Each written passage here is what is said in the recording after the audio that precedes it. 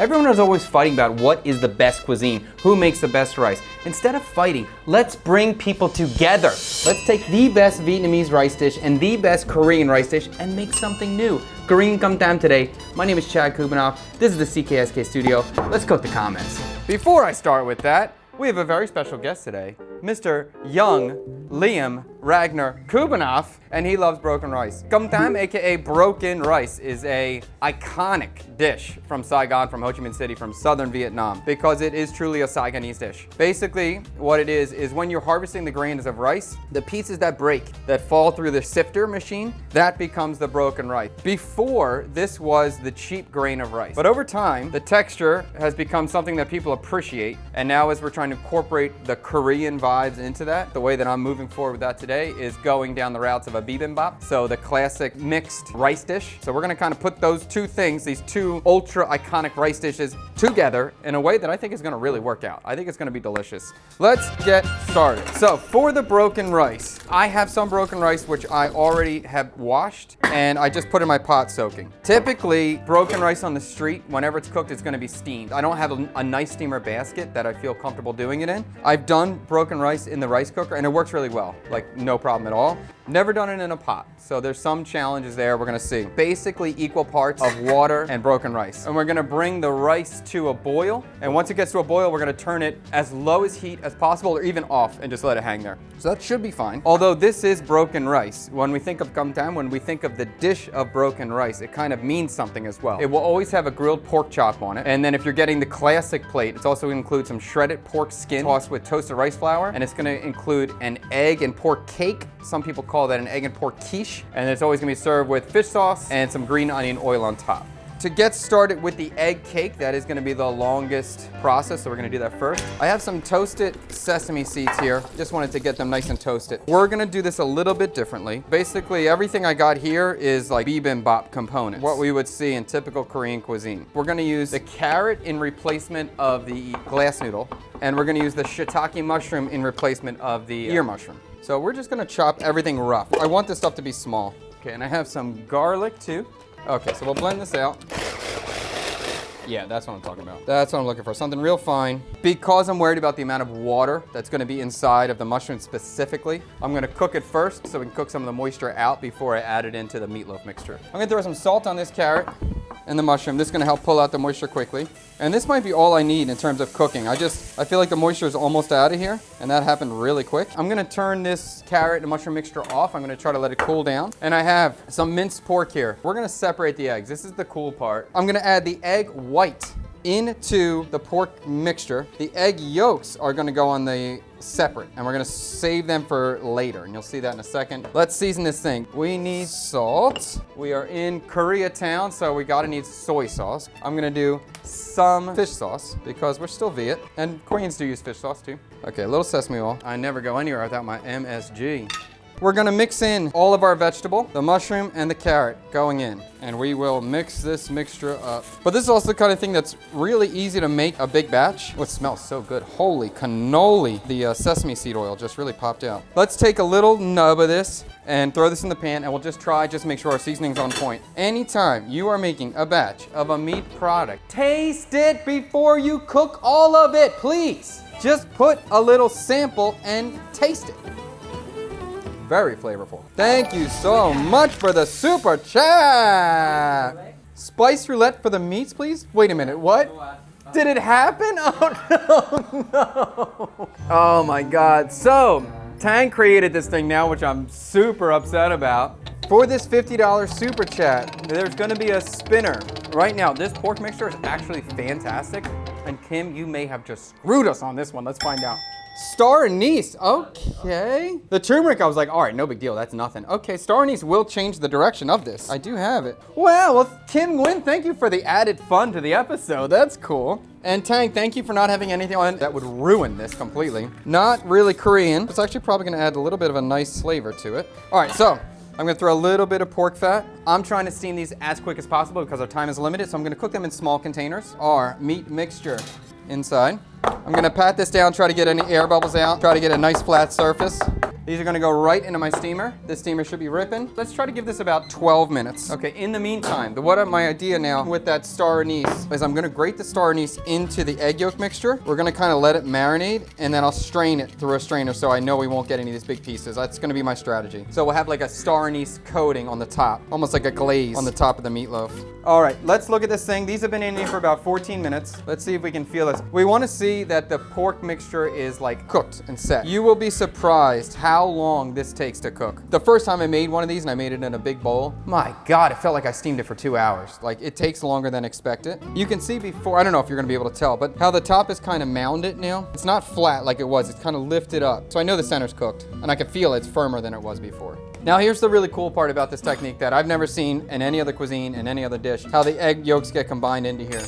And then you kind of get this little layer, this like topping of egg yolk. I don't even know if I prefer it, honestly. I really prefer just to mix it all together. But it's cool how this is done. It's just cool because I've never seen anything else like it. All right, so these are going back in the steamer again. And now this shouldn't be long. This should be about 10 minutes. And we're just gonna wait until the egg yolk is completely cooked. For the sauce, typically this is always going to be fish sauce, sugar, water, vinegar. I'm gonna make some sort of gochujang sauce, but I just want it to be the same thinness that the fish sauce would be. I'm gonna peel this pear, and last time we made that Korean buncha, I used the pear juice, and it was so good. All right, let's blend this pear and get the juice out of here. I'm gonna add some soy sauce to this now, purely just to give me a little bit more moisture so I can blend this pear up well. And now I can get this pear moving. Oh, it's true. I'll let you try to guess. I'll let you try to guess what's happening here. Let's do this. Great episode. Will Fred be able to guess the dish of the day? Sesame seeds? I think you're making some type of ball. What's the over-under that you think Fred's gonna guess the dish? A curry? I don't know, the cucumber kind of throws me off a little bit. Oh, gochujang. Oh, we're doing Korean Com Tam. Hey! Oh, that's what we're doing. I remember that from, yeah, okay. I'm gonna strain out this pear mixture. So we'll add some gochujang inside of here too. Decent amount. I'm gonna add a little bit of rice vinegar in here. All right, so let's mix this up. We'll give this a quick taste. It needs salt. Oh, it's pretty good though. All right, I'm just tasting my way through this thing. It needs a little sugar, and it needs a little salt. I guess it's good. Sugar and vinegar are kind of cool. They balance each other. Basically, equal parts sugar and equal parts vinegar. The flavor just kind of keeps going up, but the balance stays the same. It doesn't get too sweet, it doesn't get too sour, as long as you keep them in combination with themselves. It's almost like you can turn up the volume without over seasoning. So if you're making something you're kind of struggling, try to kind of boost up the sugar and the vinegar. The next thing I want to do is work on this salad. I'm gonna make a little salad combining the cucumber and the bean sprout. And I'm gonna cut it like I would cut the pork skin, so long strip. The same way the bean sprouts look. Next, we're gonna blanch these bean sprouts literally 1 second. We'll take this out, we'll strain. The bean sprout kind of has the same look to pork skin, kind of will have a little bit of a crunch that will be similar. You may disagree with me, but that's how we're moving forward today. The thing that I thought would be cool, the pork skin's always gonna be tossed with toasted rice powder. And I was like, yo, Korea loves sesame seeds as much as I do. Let's make some toasted sesame seed powder and toss that with it. So many times we see vegetables tossed with sesame or sesame oil, so this feels appropriate, and it'll give us a look similar to the toasted rice powder. Looks a little powdery, that's exactly what I'm looking for. We have to make the green onion oil, because that's kind of crucial. There's no way of getting around that. We could just make this traditional Vietnamese style, because this will work with any Korean dish. And we're gonna pour some hot pork fat on top to cook these. This only takes 4 seconds to do this technique, super easy. Okay, pork fat is very hot. I'm gonna pour the fat right over these onions now. That's it, like really, 5 seconds. You mix it up, basically just to wake up any sort of aromatic. But I'm gonna move forward and start grilling this pork now. Com tam, or broken rice, is always gonna be served with a grilled pork chop. Marinate it with fish sauce, sugar. It's usually just savory and sweet kind of pork chop. I got the pork chop, I did in the same way that I thought would be appropriate for a savory sweet marinade for Korean style. And that's soy sauce, that's MSG, that's an Asian pear, some shallot, some garlic as well. So I did this last night because marinating overnight is always the secret. Anytime you have proteins, they should be marinated overnight if possible, because they're just gonna be better. This is not the kind of thing I want to do over high heat. It's gonna be heavy burning, it's gonna dry out. Don't overcook it. They cook quickly, and when they overcook, they're dry. So this is definitely a cut that you wanna be cautious about overcooking. It's better to undercook it, put it in like a bowl cover with plastic wrap, and just let it sit for 10 minutes. And especially if it's this thin, it's gonna carry over to a full cookness, so you don't have to worry about that. Okay, the pork is done. Now I'm gonna turn the heat off. Pull these off, stack them, and we'll let these rest, just like that. Bada bing. Let's pop this thing out, see if we can get this out in a piece. Is this gonna come out properly? Let's cross our fingers and hope. Hiya! Okay, so I'm gonna cut this into our little portion. And as I said, this is gonna be a softer version than we're typically gonna see because this has a heavy amount of vegetables in here. The egg cake kind of has that little egg yolk topping. There's a little coating to it, which is cool. Typically, the classic broken rice pork chop move is we take the pork chop and we kind of like snip it a little bit like this. All right, that kind of get that little fanning, spread out motion. Hopefully this rice is good. Let's see if we didn't screw up the broken rice. Okay, let's not judge this dish on the cook of the broken rice. Let's just accept that the broken rice could be cooked better if we had a steamer or a rice cooker. I added a few drops of water. I'm turning the heat back on to the rice. I mean, it's cooked fine, but it just a little bit more moisture would be better. All right, let's assemble this thing. Rice is going down. Pork chop over. Egg cake. All right, we'll do that. We'll do the pickle. Our fake pork skin salad. This is the green onion goes on. The pork. A little bit of our pickle chili situation going on. And our sauce. As with a lot of things you see me do here, the sauce is like the flavoring of the dish, so I spend a lot of time tweaking the sauces. We need that flavor to be on point. There we go. I mean, that looks like a Com Tam plate, I'll tell you that. That sure looks like Korean Com Tam to me. Cool, cool, cool. If this tastes good, we're gonna be rich again, Ted. For me, chef? Fish sauce. Let's go. Ooh. It does look like Com Tam. Out of all of the dishes you've made, this dish looks most like the original dish. This 100% looks like you got this on the street. For the record, Fred hates mushrooms. Wow. Don't love the bean sprout salad. Just put it out there. I don't know what the flavor there really is supposed to be. I think Chef cooked his rice perfectly. Really? Perfect execution on the rice, Chef. I love it. Good. I think it's quite good. Oh, at home, we have a big fight because I like a drier rice. Yeah. I just added a few extra drops of that water and turned the heat on that quickly. I was stalling a couple minutes just to get a little bit more moisture in there, and the texture of the rice is very nice now. Okay, Chef, good job here. Oh, thanks.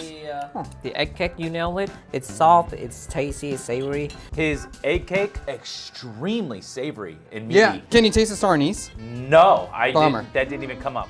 I think about it, but it didn't come up. Man, Chef killed it on the pork chop. Pork chop's really hard. Nice. This was executed perfectly, and it is a difficult thing to do. Yeah, Okay, look the at those dancing's boys good. dancing. All right, back to Fred. That's fine then. I've never met a Vietnamese person who doesn't like broken rice. I've never met a foreigner who doesn't like broken rice. I think it's an incredibly easy dish to eat, even for picky eaters. And now both of my sons love broken rice. They love the original OG Viet dish. Let's let the kid go first. Whoa! Whoa! How about this spice level in the sauce? You're okay with that? No, the rice knows it. My kid's chili palate, I'm impressed with. This has heat. Rating just the components separately, I give Chef a 9. The way they cooked, I think he cooked everything really well. I'm disappointed though. My disappointment leads to a 5. Whoa! Whoa! What? I feel it's a bit of a miss. I don't feel like it leaned enough Korean for me. The galbi buncha was just so, it looked like buncha, but it really was Korean. Like, there was no doubt about it. I kind of missed that here a bit for me. But like I said, everything else you cooked was great. Okay, Tang? 9.6. Whoop, there we go. 9.6. What are you disappointed about? From the recent stream, I'm just put myself into the perspective. Do Vietnamese people like this? Yes. Do my mom like this? Yes. I think that's a great perspective too. Be the Vietnamese, Be the Vietnamese, tongue. Yes, yeah. we want the Vietnamese tongue from you, yes. This one is really nice. Every component is perfect, but it's missing some sweetness from the fish sauce. Agree. A little bit. Yep, agree 100%. Yeah. It's almost like a syrup, Yes. the fish sauce. Yes. The sauce component needs to be sweeter. And if that happens, this will be great. 0.4 down because maybe really traditional Vietnamese people will not like it, and really traditional Korean people will not like it. Well, traditional Vietnamese people definitely won't like it. Anybody traditional always talk trash on everything I make. That's fine. Yeah, I mean, they think, how dare you mix anything? That's disappointing because I think you're making some of the most, I'm not an expert on it, but I feel like you're doing some of the most interesting stuff with Vietnamese food right now. I agree with Tang 100%. Oh, I guess if I'm giving it a rating, 8.8. 8.8, yeah. There is something missing. It is the sweetness of the sauce. Probably just a little bit of toasted sesame seed oil in here might be the thing that brings it over the top to really bring the Korean element into this. But I do think this is delicious. I do think it's really tasty. Minor tweaks, and I'm opening my Korean Viet restaurant. I want to be clear. So I gave you the 9 and then kind of the 5 my disappointment. So that's kind of come to like a 7.5 yeah, or something yeah, right there. yeah. And it has nothing to do with your skill or tastiness, right? It's just that. That's fine. I like your such a drastic thing too. That's cool. If you enjoyed this video, please put a comment down below. Help us with the algorithm. Tell us what you liked. Tell us what you didn't like.